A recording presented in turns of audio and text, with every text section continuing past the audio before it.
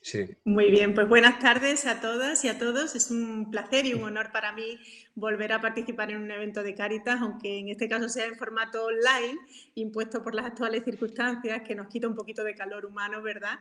Y hace a veces un poco más complicada la parte técnica. Es un honor especialmente y un placer si se trata de algo relacionado con las personas sin hogar, porque como bien decía Pilar, pues siempre que tengo la oportunidad de aportar mi pequeño granito de arena, que es muy, muy pequeño, en la colaboración con el programa de Cáritas para las personas sin hogar, pues procuro hacerlo, ¿no? Como luego nos contará Luisa Russo, si carecer de vivienda es siempre una tragedia, pues en estos momentos lo es más aún, ¿no? Porque, como todos sabemos, disponer de un hogar permite proteger la salud y la vida frente al coronavirus, ¿no? Quienes trabajan con las personas sin hogar saben bien que en muchos casos las situaciones de calle están asociadas a los trastornos mentales, bien porque la enfermedad y una asistencia sanitaria a lo mejor insuficiente les deja pues a quienes la sufren a la intemperie, o bien porque la pérdida de una vivienda desencadena dichos trastornos. Por eso, coincidiendo, como decía Pilar, con la celebración del Día Mundial de la Salud Mental, que tuvo lugar el pasado 10 de octubre, y con el Día de las Personas sin Hogar, el próximo 25 de este mes, hemos invitado a esta webinar a Francisco Recalde, director de Pisos Supervisados y Programas de Apoyo a la Reinserción Social de Personas con Enfermedad Mental Grave y Crónica en Situación de Exclusión. Como este nombre es larguísimo, pues todos nombramos Muy a esta largo. organización por sus siglas, PRISEMI, que pertenece a la Consejería de Asuntos Sociales de la Comunidad de Madrid y está gestionada por la empresa Grupo Exter, Sociedad Anónima. Bueno, buenas tardes, Francisco o Fran, ¿cómo prefieres que te llame? Hola. Fran, todo el mundo me llama Fran. Buenas tardes. ¿Eh? A ti Hola, buenas también y a, tardes. bueno, y a todos y a todas. Sí.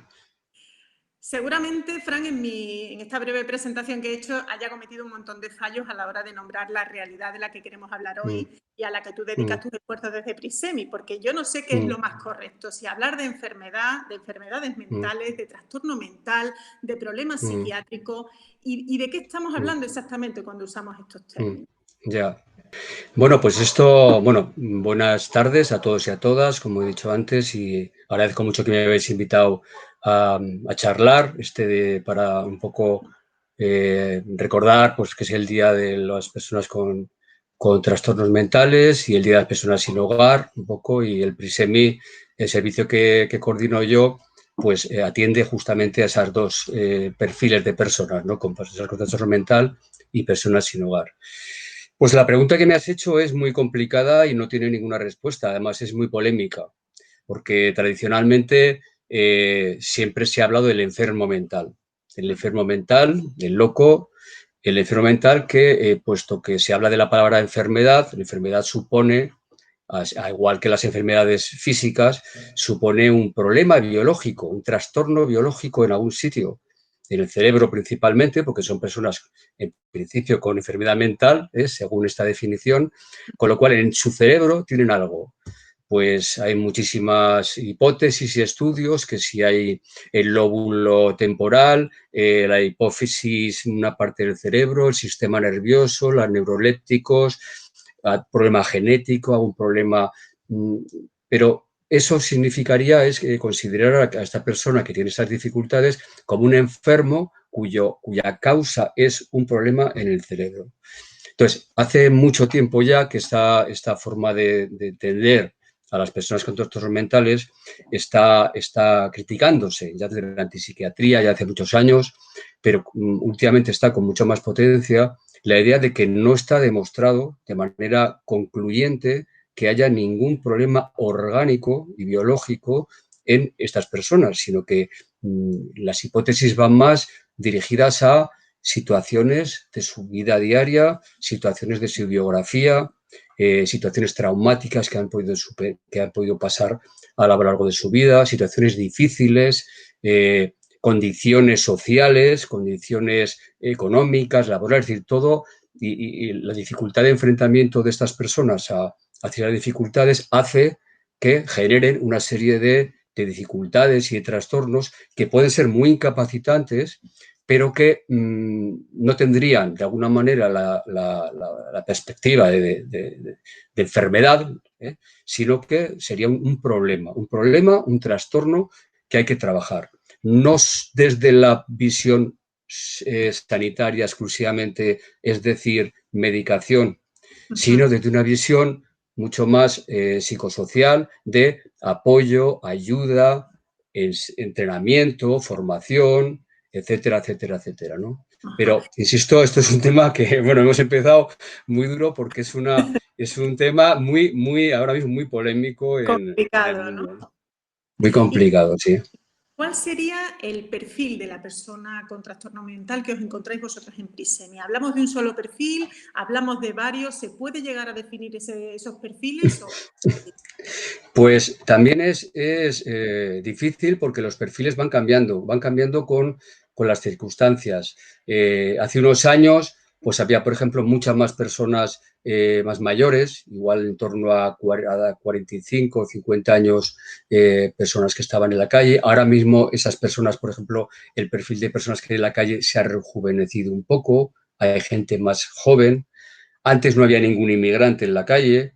Hace 20 años no había, en el centro de acogida San Isidro, por ejemplo, en un albergue, no había nadie, ninguna persona de color. Ahora más de la mitad son inmigrantes. El tema de la mujer también varía. Ahora mismo sí que se ve alguna mujer más en situación de sin hogar. El nivel de estudios ahora mismo es mayor, por ejemplo, del que había antes. Personas que han tenido trabajos y que están en paro también ahora mismo son más de las que podía haber hace un tiempo. Entonces, hay que decir que depende de muchas circunstancias. O sea, yo no me atrevería a decir ahora mismo cuál es el perfil concreto. Se podía decir, por ejemplo, en la encuesta que hubo, bueno, el recuento que hubo en Madrid el año pasado, bueno, que todos los años sabéis que hay el recuento de personas sin hogar, pues en ese momento se da una foto y persona de tanta edad, de tantos estudios y tal, pero es que eso puede cambiar al año siguiente. Lo que sí me atrevería a decir más, ¿qué probabilidades hay? O sea, ¿qué tipo de personas podemos ver en la calle? Y el tipo de personas que podemos ver son personas, primero, que tienen unas dificultades individuales a nivel personal, por ejemplo, personas con dificultades de resolver problemas, de planificar su vida, problemas con algún tipo de minusvalía, alguna discapacidad física, algún problema de salud mental, a una persona que tiene consumo de alcohol o de drogas, personas que tienen una red social deficitaria, muy ausencia de red social o muy poca, la familia no tiene protección familiar, etcétera. Son algunos factores que hacen que sea más probable que esas personas acaben en la calle.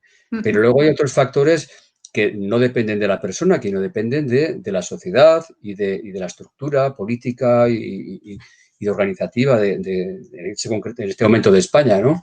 Pues si hubiera más apoyos, por ejemplo, de pensiones no contributivas o ahora mismo la pensión que ahora mismo, si hubiese más trabajo, si las pensiones o las habitaciones fueran más baratas, si hubiera más viviendas de apoyo social, es decir, también esas cosas hacen que la gente esté en la calle, porque ahora mismo es difícil encontrar para una persona que no tiene trabajo, encontrar una casa por menos de 500 euros, pues es un poco complicado. Entonces, hay circunstancias individuales, sociales, de relación, pero hay también circunstancias estructurales de la política y de las condiciones sociales del país. Ajá. ¿Y en qué consiste la labor de Prisemi? ¿Qué servicio Pues prestáis? sí, mira, nosotros, voy a decir un par de cositas antes para un poco situar nuestro recurso. Esto surgió, como todos los centros que hay en Madrid, de la Comunidad de Madrid, los centros de rehabilitación psicosocial, los centros de día, etcétera, todo surgió a raíz de la reforma psiquiátrica. La reforma psiquiátrica que en Europa pues fue a lo largo de los 70 y de los 80, en España empezó en el 83.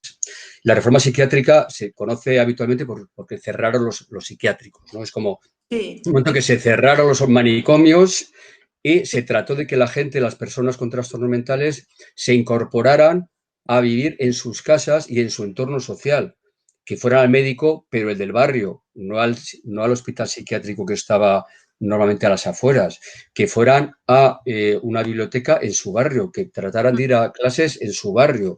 Es decir, una intervención comunitaria, ¿no? En su entorno. Y entonces, en ese momento, se vio que hacía falta una serie de apoyos psicosociales para que estas personas pudieran vivir en sus casas y vivir de una manera más o menos normalizada, ¿no? Entonces se crearon recursos que son los CRPS, los centros de día, todos estos que os estoy comentando, pero claro, ya se vio desde el principio que a estos centros no iba a ir una parte de la población, es decir, los que están en calle no iban a ir ahí, porque no iban a ir con un horario, no sabían en qué dirección ir, no saben cómo ir, entonces se creó el PRISEMI un poco para ofrecer todos esos proyectos proyectos de rehabilitación y de apoyo psicoeducativo para las personas que no iban a ir a esos centros, porque lo que nosotros teníamos que hacer es ir a donde están ellos, no que ellos fueran a donde estamos nosotros. Entonces, se creó inicialmente, ¿dónde? Pues en ese momento, donde más personas sin hogar había, era en el centro de acogida San Isidro, en esa época el albergue San Isidro, y ahí es donde nos colocaron y empezamos a trabajar ahí, donde estaban ellos, en el comedor, en el patio y en el entorno donde estaban ellos, empezamos trabajando allí. Esto fue en el año 89, que es cuando empezamos. Pero lo que tenemos ahora mismo, después de ya tantos años, es un equipo que trabaja para, como he dicho, para rehabilitar a personas con trastornos mentales graves, y tenemos como tres patas. Un equipo que trabaja directamente en la calle, que consta de una psicóloga, una trabajadora social y 5 educadores y educadoras, están trabajando directamente en la calle. Luego tenemos otro equipo que trabaja en el albergue San Isidro, en el centro de acogida de San Isidro, que tiene un psicólogo y 4 educadores, y luego otro equipo que trabaja en pisos supervisados, que es una psicóloga y 5 educadores y educadoras que trabajan en los pisos supervisados que tenemos, que son 5 pisos con 21 personas. Ajá. Y luego también tenemos 11 plazas de pensiones. Entonces, el objetivo nuestro es trabajar con estas personas en todo el itinerario, desde más abajo, es decir, una persona que está en la calle durmiendo con un saco de dormir en una esquina de la calle, a personas que van a lo largo de su itinerario, con la ayuda nuestra y ayuda de muchas más personas, van mejorando en su itinerario, pueden llegar a un albergue, a una pensión, pueden llegar a un piso, pueden trabajar y pueden llegar a independizarse. Entonces, nosotros estamos trabajando de manera un poco en cada momento del itinerario del propio usuario y usuaria. Porque identificáis con claridad distintas fases dentro de ese itinerario, ¿no? Es decir, las personas no entran en la misma situación, ni pasan todas el mismo tiempo en cada fase, ni nada por el estilo, ¿no? No es una fase de decir que 3 meses aquí, 3 meses allá, no. Claro, por eso. Una persona puede pasar perfectamente de estar en la calle, viviendo en la calle, a un piso. Ajá. Porque esa persona está en la calle. Depende de cómo está la persona, de sus capacidades, de sus habilidades, de sus posibilidades. Claro, una persona que ahora mismo lo único que hay que tratar de que esa persona se estabilice a nivel más de sintomatología, a nivel sanitario, conseguir pues los papeles porque es una persona irregular, etcétera, pues igual no es posible todavía que pueda vivir en un piso donde el nivel de autonomía es enorme, donde tiene que tener dinero para pagarse la comida, donde tiene que organizarse eso con sus compañeros y compañeras de piso, etcétera. Entonces, igual hay que empezar con cosas más bajas, objetivos más bajos, y luego, en función de la evolución de cada usuario, pues pueden llegar a donde puedan llegar. Son intervenciones absolutamente individualizadas. Cada uno puede pasar por un lado o por otro. Y en general, todos tienen las expectativas, digamos, de llegar a hacer esa vida normalizada de la que tú hablas. A ver, con todos se intenta que lleguen a ello. O sea, está claro que no es posible en muchos casos. O sea, en las personas con trastornos mentales hay una variabilidad enorme. Hay personas muy, muy, muy incapacitadas, que es muy difícil que esas personas puedan valerse por sí mismas, puedan gestionar su dinero, puedan gestionar sus problemas sanitarios, puedan relacionarse con otros, puedan tener un trabajo. Esas personas hay que tener un apoyo mucho más cercano y mucho más continuo. Y esas personas es probable que acaben viviendo en un centro de acogida, porque allí pueden estar más atentos, profesionales más atentos, o una mini residencia, o sea, un entorno o un piso supervisado, pero con un educador que le esté ayudando continuamente. Entonces, esas personas, el objetivo con ellas no es la independencia total. es que mejoren su calidad de vida y que dentro de sus posibilidades puedan tener cierta autonomía, la que puedan. Sin embargo, otras personas, el objetivo es totalmente la normalización, el conseguir un trabajo, conseguir una vivienda, independizarse y ya no depender de las instituciones y de los psiquiatras y de los psicólogos, o depender lo mínimo posible, ¿no? Porque, Fran, estamos hablando de, por decirlo de algún modo, yo no soy especialista evidentemente en esto, de todo el espectro de trastornos mentales que uno se puede encontrar, o hay algunos a los que vosotros no podéis hacer frente desde Prisen. No, nosotros y toda la red de la Comunidad de Madrid, parecida a la nuestra, atiende a que lo que son trastornos mentales crónicos, que son los diagnósticos habituales son esquizofrenia principalmente. O sea, la mayoría de las personas están diagnosticadas de esquizofrenia. Algunos de depresión, algunos de trastornos de personalidad, trastorno obsesivo-compulsivo. O sea, pero claro, ya estamos metiéndonos, lo que he dicho antes, ¿no? De la parte de la sanidad, ¿no? Del diagnóstico y la enfermedad, ¿no? Pero sí que estamos, todas las personas que atendemos nos vienen derivadas de salud mental. Y todos tienen un diagnóstico, como he dicho antes, la mayoría de ellos es esquizofrenia, y todos tienen un psiquiatra de referencia y todos están, bueno, todos no, pero muchos de ellos pues tienen una pauta de medicación psiquiátrica. Entonces, estamos en coordinación siempre con los centros de salud mental, que ellos son los que, el psiquiatra, el que bueno, puede atender, puede hacer psicoterapia, pero básicamente también lo que hacen es recetar, dar medicación, ¿no? Tratamiento farmacológico, y luego nuestra parte que es más psicoeducativa. Demasiadas veces desde los medios de comunicación, desde la literatura o desde el cine, se identifica la enfermedad mental con conductas violentas o con desequilibrios que hacen inviable la integración social o la más pura violencia, ¿no? El estigma para estas personas, al final, el principal obstáculo para ser acogidas por la sociedad, ¿es lo que realmente determina el poder integrarse o no?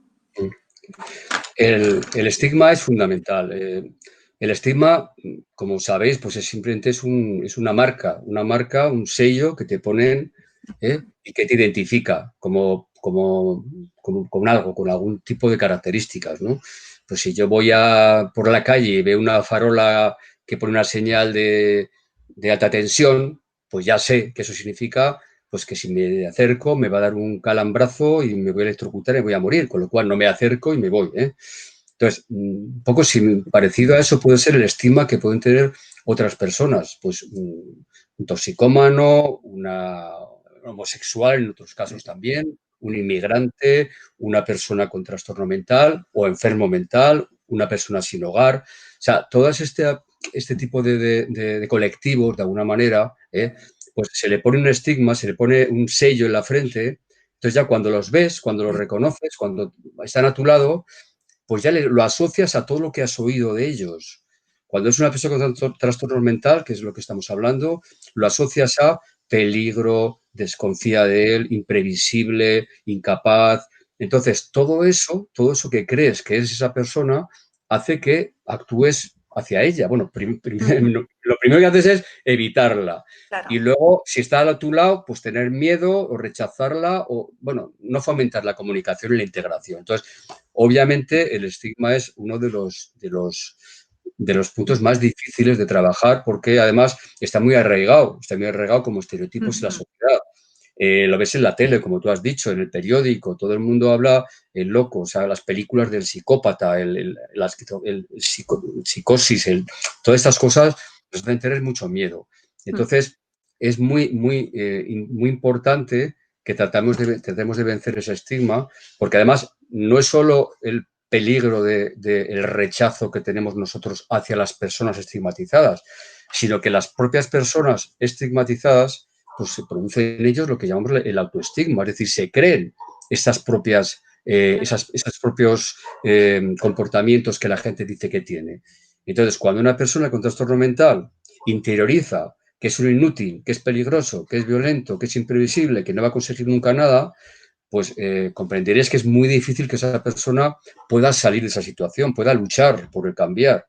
Si no puedo cambiar, ¿para qué voy a hacer? Si todo el mundo me dice que estoy loco y que no voy que esto para toda la vida es incurable, ¿para qué me voy a mover? ¿No? Se produce esa indefensión un poco de las personas al interiorizar ese estigma externo. Entonces, eso es fundamental trabajar ese aspecto. Claro, fíjate, yo como periodista he viajado en ocasiones a países en vías de desarrollo como Kenia, como Marruecos o la India, y ahí puedes comprobar hasta qué punto el estigma puede realmente acabar con tu vida, ¿no? Porque en muchos países se persigue, se recluye, se maltrata a las personas con problemas de salud mental porque se les identifica con la maldición, con la mala suerte o con cosas peores, ¿no? Aquí también ha pasado durante años, no es que ahora podamos dar tampoco lecciones en este sentido. Todos conocemos historias, además, que siguen apareciendo de vez en cuando en los medios de comunicación de personas que son encerradas de por vida en habitaciones o maltratadas por el solo hecho de tener un trastorno mental, ¿no? Pero Claro, claro. es verdad que tú hablabas antes de ese cambio en la legislación que propició en un momento dado lo que todo el mundo guarda en su memoria colectiva como el cierre de los centros psiquiátricos, ¿no? Sí, El cierre sí. de los manicomios, como se decía antes. Entonces, yo no sé hasta qué punto ahora el problema es un poco el contrario, ¿no? Si no están a veces abandonados a su suerte, si no han sido diagnosticados. No ya la persona, como tú decías, pues está en una situación de calle y ahí tiene muy pocas posibilidades, y si no entra en contacto con una institución como la vuestra, de entrar en una rueda de tratamiento. Sino incluso aquellas personas que están en situación de calle necesitan también ese diagnóstico y a veces no lo tienen. No sé, pregunto. ¿Estamos altos de un apoyo, una red asistencial mucho mayor? Ya. Bueno, es que surgen varias opciones de contestar a esta pregunta, pero en principio las personas que están sin hogar necesitan un hogar, necesitan una casa, necesitan un trabajo, necesitan unos ingresos. Entonces, sea o no esa persona que tenga o no trastorno mental, lo necesita igual. Si esa persona está en la calle y no tiene ningún tipo de trastorno mental, no tiene ningún tipo de problema de toxicomanía, también necesitaría una casa. O sea, lo que sí hace falta es que las personas excluidas tienen, por supuesto, que ser atendidas, tienen que dar importancia el entorno social o los servicios sociales, tanto del ayuntamiento como de la comunidad o donde sea, para cubrir las necesidades de las personas que están en esa situación. Claro, nosotros lo que hacemos es, claro, al tener un diagnóstico, ya entran por el apoyo ya no solo de, por ejemplo, del Ayuntamiento de Madrid. El Ayuntamiento de Madrid no tiene no tiene pisos, por ejemplo, para personas con trastorno mental. Nosotros sí tenemos, ¿no? Es decir, nosotros tendríamos unos recursos que no tiene el ayuntamiento, pero el ayuntamiento tiene recursos que no tenemos nosotros, o nosotros estamos, de alguna manera, a veces limitados, o hay un bloqueo de las personas que tienen un diagnóstico porque no pueden acceder a una serie de recursos que es solo para personas sin diagnóstico. Entonces, es decir, yo no creo que se necesite un diagnóstico para acceder a una serie de recursos. No se debería, ¿eh? No se debería porque una persona podría necesitarlo por miles de circunstancias. Ahora, es verdad que el diagnóstico te abre unas opciones, pero te cierra otras. Entonces, por No, ejemplo, hace poco no me hemos refería tenido... tanto en la combinación de las dos realidades, de los dos problemas, Claro, sino al es hecho que en te sí de quería que a veces poner da la una... sensación de que los trastornos mentales no son tratados de la misma manera que los trastornos físicos o las enfermedades. O sea, como que hay a veces un sentimiento por parte de la ciudadanía de que faltan recursos sanitarios para atender a las personas que padecen algún tipo de trastorno mental, ¿no? Es un poco uno de esos Sí, lugares comunes que a lo mejor es falso, pero que sí que se transmite a menudo, ¿no? En las ya, conversaciones. pero claro, pero eso es derivado también un poco del estereotipo y del prejuicio. O sea, ¿por qué hace falta más recursos sanitarios? Yo diría que falta más recursos, más casas, es decir, más viviendas. Es decir, la sociedad se puede plantear gastar 500 euros al mes, y esto puede ser polémico para algunas personas que me estés escuchando, pero gastarse 500 euros al mes en un tratamiento de antipsicóticos, de medicación, para una persona que está en la calle, o gastarse esos 500 euros en darle un alojamiento. Ese es el quid de la cuestión. ¿Qué es mejor? ¿Darle una inyección que vale 500 euros o darle un apartamento que vale 500 euros? Quiere decir que también es cómo gestionamos los recursos, qué prioridad le damos a una cosa u a otra. Es decir, las personas con trastorno mental, muchos de ellos, por supuesto, necesitan medicación. La medicación es un apoyo y es una... Pero la medicación no cura. La medicación no cura. No, claro. En ningún caso cura. La medicación lo que hace es atenuar la sintomatología, apoyar ciertas cosas, disminuir la ansiedad, pero no cura el trastorno mental, ¿no? Entonces, quiere decir que también es un problema también de eficiencia. O sea, lo que tenemos, ¿dónde lo invertimos? Pero es que eso en todo, lo invertimos solo en salud, en centros, en medicación, en hospitales, o lo invertimos en educadores, formación, apoyo, casas. O un poco en las dos cosas, ¿no? Lo ideal sería un poco en las dos cosas. Claro, en todo lo que realmente se necesite, claro. Claro. También cometemos muchas veces el grave error de identificar a las personas con trastornos mentales que viven en la calle con rasgos culturales específicos, ¿no? Tú hablabas antes de cómo se han incorporado, evidentemente, en los últimos años personas procedentes del fenómeno migratorio, ¿no? Migrantes que en algunos casos coincide que tienen también problemas de salud mental. ¿Funciona este estereotipo? ¿Tú también lo percibes? El estereotipo de... No te acabo de entender. Sí, de identificar los trastornos mentales asociados al sinhogarismo con los migrantes. Bueno, ahora mismo hay muchas personas, bueno, hace años, como decía, no había prácticamente inmigrantes, pero ahora mismo en todos los recursos de personas sin hogar de Madrid, tanto en albergues como en nuestro caso, en de Cáritas, pues el centro de día y la residencia que tienen, en todos ahora mismo más del 50% de las personas atendidas son inmigrantes. O sea, el volumen es enorme, enorme. Que son los que tienen menor... Entonces, pero esas personas, ¿por qué están, por qué es más fácil que un inmigrante esté en la calle? Como he comentado antes, puede ser un factor de vulnerabilidad. Pues porque no tiene ese apoyo social, no tiene dinero, no tiene papeles para conseguir, no tiene trabajo, no tiene casa, no tiene unos amigos que le puedan echar una mano, no tiene una familia que, bueno, aquí podemos tener a nuestro hijo en casa hasta los 40 años y, bueno, pues lo dejamos en la habitación, que coma algo, que estudie y, bueno, por lo menos tiene una cama y comida caliente, pero un inmigrante no tiene eso.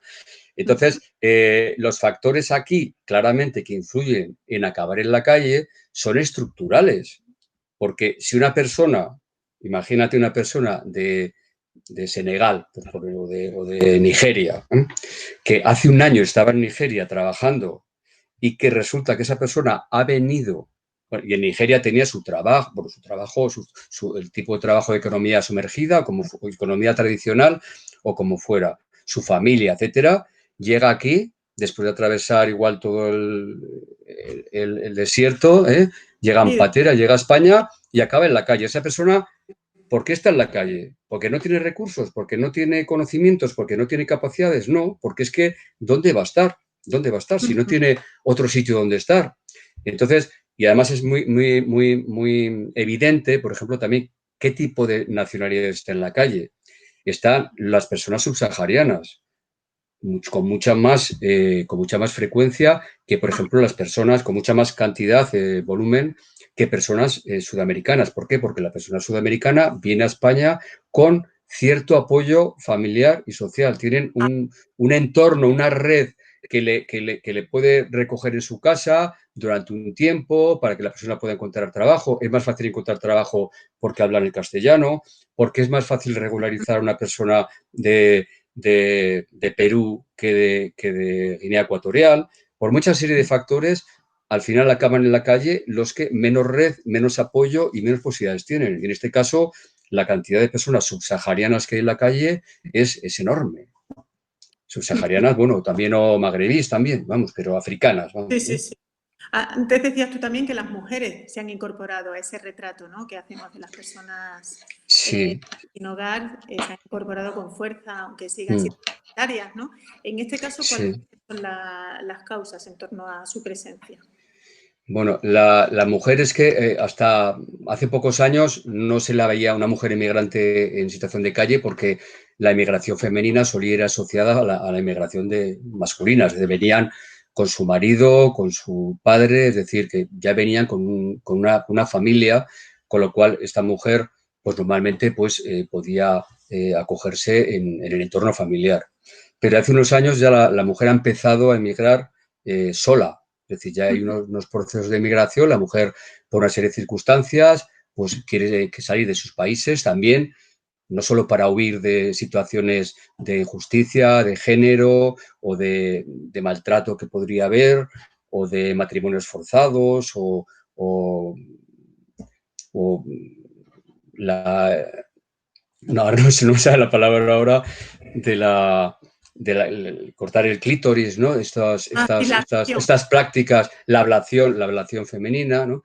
Entonces, no solo huye de eso, que también estamos pensando que, bueno, huye de culturas muy malas que la hacen también hay una persona, pero también vienen como las personas, como los hombres, vienen a buscar trabajo, a mejorar sus condiciones de vida, a estudiar o bueno, a cambiar su vida en un entorno, pues igual que ellas consideran con más posibilidades y más libertad. Entonces, el hecho de que la mujer empiece a emigrar sola, eso también hace que las personas puedan empezar a estar en la calle.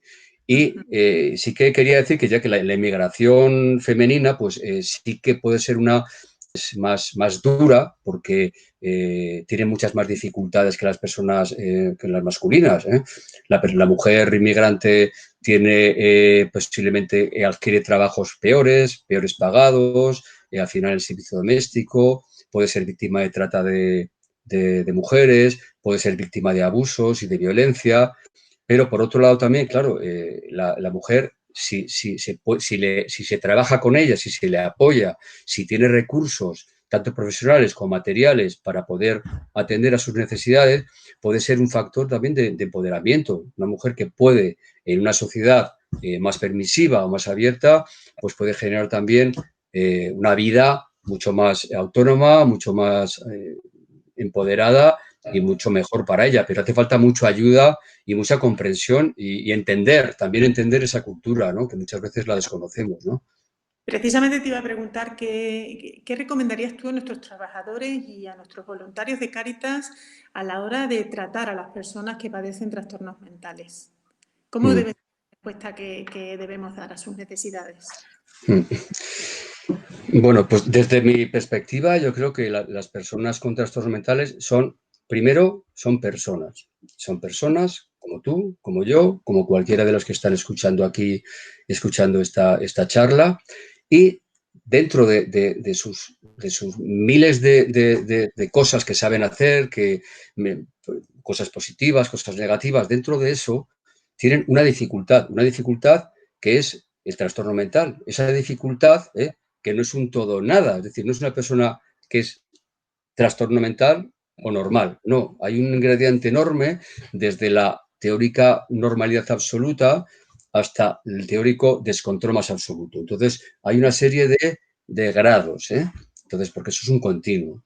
Entonces, es ver a la persona que está delante de mí, que hace cosas extrañas, que tiene comportamientos peculiares, que tiene pensamientos inusuales, porque dice que oye alguna voz, etcétera. Pero en vez de, primero, tener en cuenta que esa persona, que esa persona que tenemos delante es una persona y intentar quitarte un poco el estigma ese. O sea, no es un loco, no es una persona que ahora me va a pasar, va a hacer algo, me va a decir algo, no. Una persona que, por las circunstancias que sean, como he comentado antes, por su biografía, por su situación vital, por las situaciones que le han pasado, pues en estos momentos tiene ese tipo de comportamientos, pero que no le ocupan toda su historia y su vida, ¿no? Su día a día. Alguna vez sí que he escuchado a una persona con esta problemática que decía, a ver, yo me comporto como una persona con trastorno mental el 5% del día, el 95% restante no me comporto como... Es decir, que no me trates como persona trastornado por todo lo que digo, que tenemos la idea. Si dice esto, es que claro, como tiene ese diagnóstico, seguro que siempre estamos sospechando que todo tiene que ver con su diagnóstico o con su trastorno. Pues no. Entonces, En primer lugar, yo pediría eso, que tratáramos de distanciarnos un poco de lo que es el estereotipo y el prejuicio. Y luego, claro, es escuchar por qué está así. O sea, qué es lo que le pasa, por qué hace esas cosas, ¿no? Porque, fijaros, sí que hasta las cosas más extrañas que puede hacer una persona con ese tipo de trastorno mental podían ser un poco una explicación de algo. Mira, ahora mismo esta forma de trabajar que digo, de no enfocarlo tanto en lo sanitario, sino más en lo social y lo biográfico, esto en Inglaterra está muy extendido. La Asociación Británica de Psicología Clínica tiene manuales para trabajar de otra manera, ¿no? Son los pioneros un poco en esta forma de trabajar.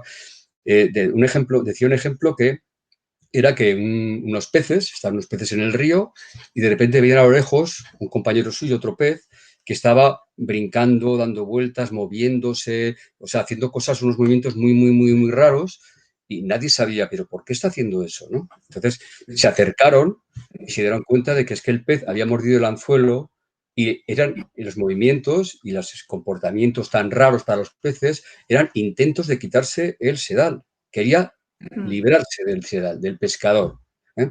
Entonces, muchas veces hay que entender que las cosas que hacen estas personas muchas veces no son más que intentos quizás de solucionar otros problemas que tiene o un intento de enfrentarse a las dificultades de la vida y de los acontecimientos vitales que tiene algo de la vida. Lo que pasa es que no le funcionan bien, o no saben hacerlo bien, o se han equivocado de respuesta, pero sí que tienen un objetivo, tienen una causa, un porqué. Entonces, para eso hay que hablar con ellos, hay que meterte mucho en ellos, hay que escuchar, no hay que bloquear lo que puedan decir, burlarnos de sus comportamientos y sus comentarios, porque entonces no vamos a poder acceder a cuál es la realidad de cada una de las personas, ¿no? Y luego darle... Sí. Perdón, sí, sigue. No, y luego darle el apoyo que necesitan según las necesidades que tiene cada uno. Un poco la máxima sería el mínimo apoyo posible, pero el máximo apoyo necesario.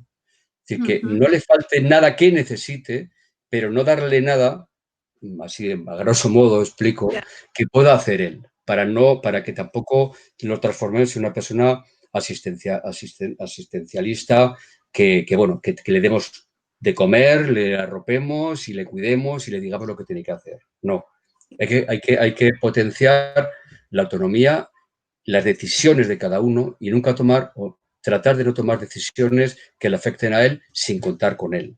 Eso es fundamental. Fran, se nos va agotando el tiempo. La verdad que es interesantísimo escucharte. Yo tengo unas cuantas preguntas en el tintero sobre la red pública de asistencia, que como tú nos has explicado, pues existe, está ahí, aunque pueda tener algunos defectos o algunas insuficiencias. Sí. Pero evidentemente que está ahí, ¿no? En esto que hablabas sobre qué podemos hacer también sencillamente como vecinos, ¿no? En nuestros barrios, como compañeros de trabajo en un momento dado, de personas que estén demandando de nosotros un tratamiento diferente del que le damos y que, bueno, de alguna manera ya nos contabas en la respuesta anterior. Así que, si te parece, dar paso a las preguntas de los asistentes. Vale. Una última pregunta ya así como para cerrar este bloque. Realmente existe una salida, ¿no? Existe una salida para estas personas y podemos ofrecerles soluciones y alternativas, ¿no? Que respondan a sus expectativas. Sí. Existen salidas, o sea, no todo el mundo va a poder salir porque en muchos casos la problemática es muy discapacitante y muy, muy difícil de que esa persona pueda ser válida por sí misma, pero hay muchas personas que sí pueden salir. Nosotros, en la parte, por así decirlo, más mejor o más normalizada del itinerario, que son personas que están en nuestros pisos, estas personas, bueno, ahora mismo tenemos a 21 personas, tenemos 4 personas trabajando. Una persona se ha ido hace poco a vivir con su pareja, está trabajando también y se ha ido a vivir con su pareja.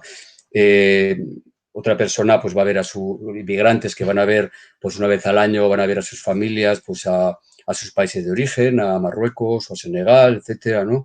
Son personas que están haciendo cursos unos hacen cursos de soldador, otros hacen cursos de hostelería, es decir, son personas que tratan de desarrollar un poco toda su vida, su normalidad, como, Ya. como cualquier otro, como cualquier otra persona. Entonces, eso, por supuesto que se puede. Entonces, hay que luchar por conseguirlo, porque si tiras la toalla ya, pues antes de empezar, ellos también lo notan. Ellos notan que tú no confías, no crees en ellos.